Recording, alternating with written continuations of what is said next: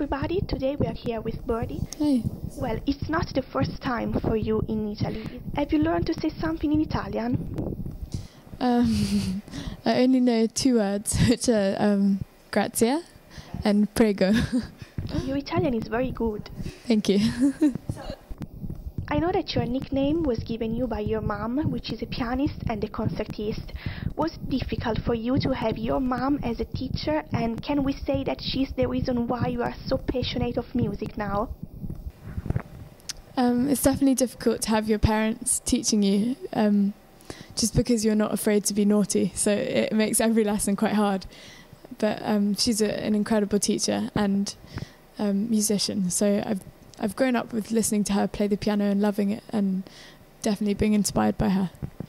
The first album you recorded was made up of covers, and then you released an album of songs written by you. Do you consider yourself more as a singer or a songwriter, and will you go on being only a songwriter? I think both. I love both, and for me they come together, so hopefully I can continue to do both in the future. You covered beautiful but not so popular songs. How did you decide what songs you wanted to cover? Some of them were suggestions from people I knew, and some were just songs I loved. Some I hadn't heard before, and I was interpreting them, hearing them for the first time. But they're all the same kind of genre that I love. Do you feel more comfortable at singing and performing your own songs or the covers? I think I feel a bit more attached to my own songs on this album, just because they're my own stories and they're a bit more personal. Your new album, Fair Within, is very personal, since you wrote all the songs. Do you find it difficult to be so transparent to the listener? I was nervous about people hearing my own songs for the first time, more because they hadn't heard my writing. But I think the meanings are kind of mysterious. They're definitely there, but they're kind of hidden, which is nice, and I think people can interpret them how they want. So, where did you find inspiration? Is writing music something that helps you relaxing or something like that? Yeah, I think it's a way of just releasing and expressing myself. But I'm writing all the time, and usually when I'm on tour, so with a guitar or at the piano.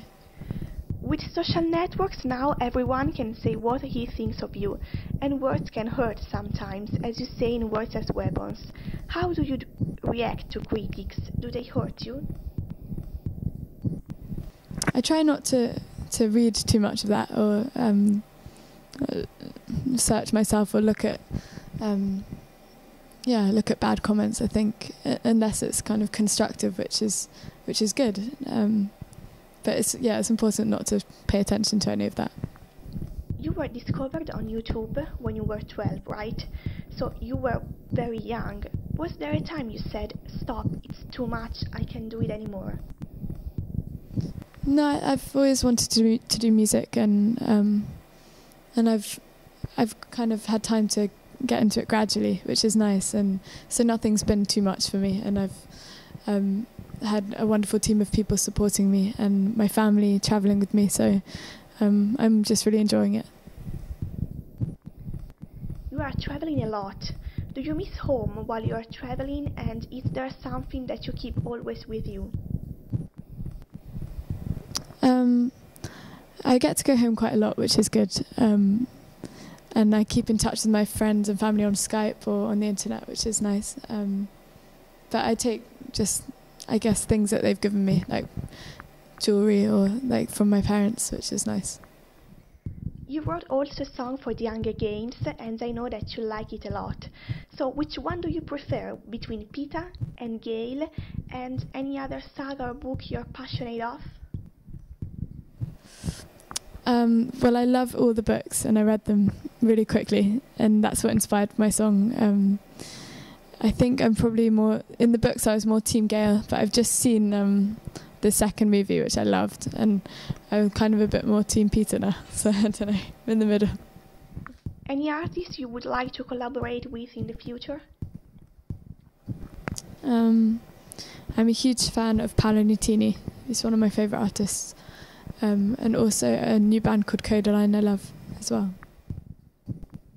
The first concert you did as an artist? The first concert I went to, or my own concert?